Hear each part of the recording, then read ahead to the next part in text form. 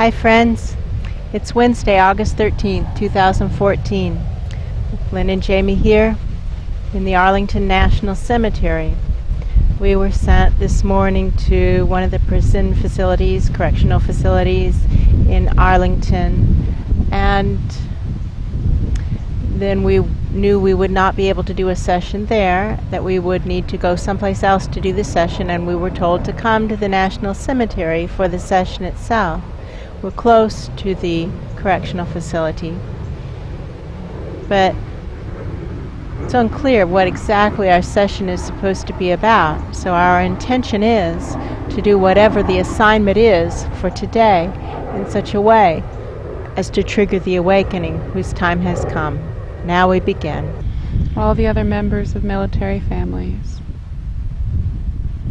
Whew, there's that misplaced anger. Rage. So Rage. much. And confusion and why did this happen? And fear. But like blind fear.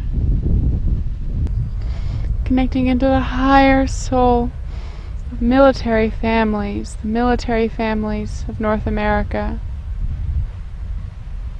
And the correctional facility. And the correctional seems facility. To be Twined. intertwined in a way that's interesting.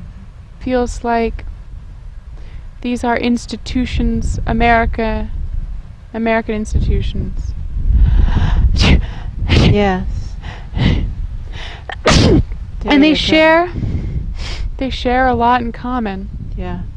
The military and the correctional system. Yeah. Good intentions. Good intentions. Good intentions. People in power using it poorly. Yeah. People not in power feeling powerless and trapped. Yes. Very similar. Seeing again all the military families, seeing so much anger and rage and regret. Grief. And the families of members of the correctional system, many of them feel really similarly. They feel the same. Grief. It feels the same. Yeah. Grief, rage. Like they were taken regret. by a higher force from me. Yeah. For reasons I don't fully understand. And I don't agree with. And I don't agree with. Right. It feels like I don't understand and I don't agree. And it was something bigger than both of us. Here comes a bus, so let's not look quite as obvious.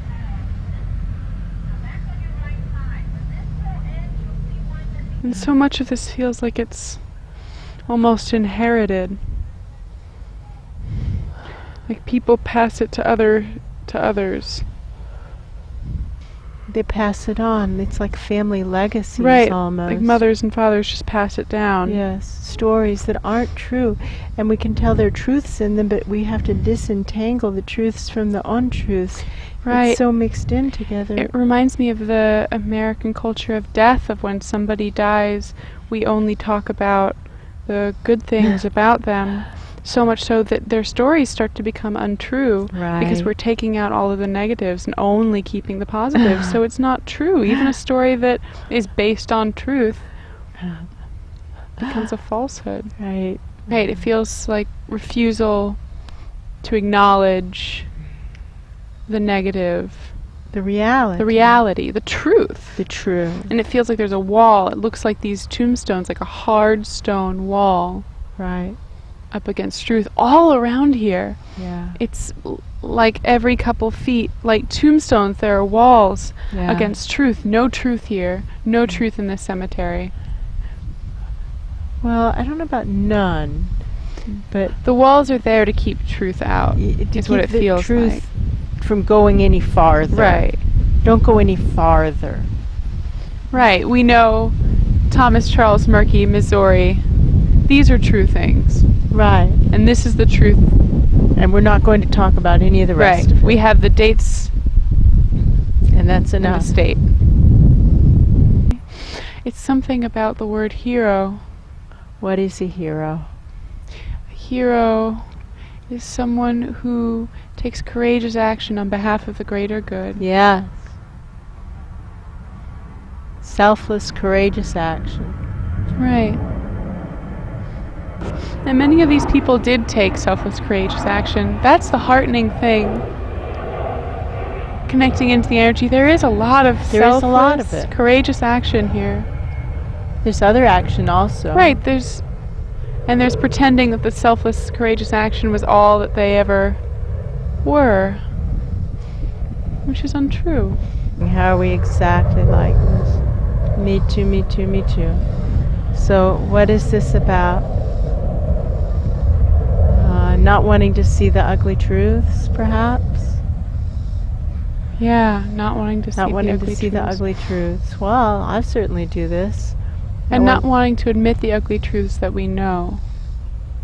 I certainly do this. I do that all the time. So now with this merge, now let's do it for all of us. Our reluctance and our resistance to acknowledge ugly truths about loved ones. Let's just start there.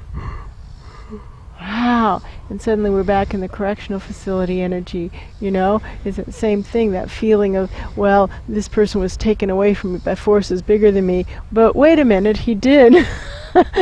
He did hold up that 7-Eleven. Right. You know, he did drink and drive and run over 2 kids. He did do these things. He did do these things. So we're all there with not wanting to admit the things that our loved ones do and all wanting to excuse them, you know, and put the blame elsewhere, quote unquote. Right. So now it's easier to get this up and out, right? But don't we all go crazy out of fear? Yeah. You know? We all can. We can all just go crazy, many of us. Yeah. Out of fear and do things that 20 years from now we'll regret enormously, right? Yeah, absolutely. With the benefit of hindsight. But in the moment we can't tell, right? Right. Many of these soldiers had that same moment. Yeah. Yeah. And some of them were called heroes for it, even though I bet they didn't feel like heroes. No, they didn't feel like heroes. They felt like, oh no, I shouldn't have done that. I bet they felt like cowards. Or murderers. Yeah. Like murderers. It's not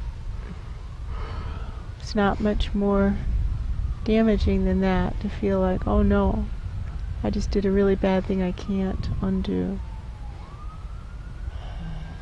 So much like the energy of prisoners. Yes, deep regret, deep, so errors, let's just scoop it up here there too. We go. The errors wow, of the military, so many errors. Errors of the military. Errors and lies. And then in there's some darkness of regret and rage. It's a unhealthy brew. Those are the exact words, unhealthy brew. Yes. On behalf of all of us, merging. Calling back the spirits we've sent to Source. Anger at God, anger at the angels, anger at guides, anger at God by any name. Anger at God by any name. Calling back the anger at God by any name. There's a lot of it in the families. Angry at God. Yeah. A lot of families. Yeah. The soldiers don't feel as angry at God. No, they don't. They're real clear that this is just what's happening. Right, this is the situation. This is the situation. Here's what's playing out.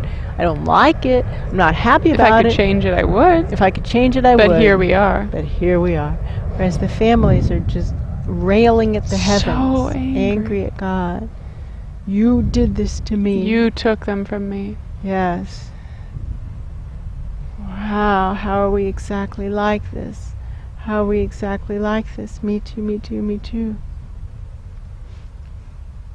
I miss my loved ones whose souls have left their bodies because their bodies are running away from the soul plans. I miss my friends. I miss my friends. And I sometimes have angry moments where I'm deluded and refuse to see that they chose that. They chose it. I have those moments of they were taken from me. Perfect. Let's merge.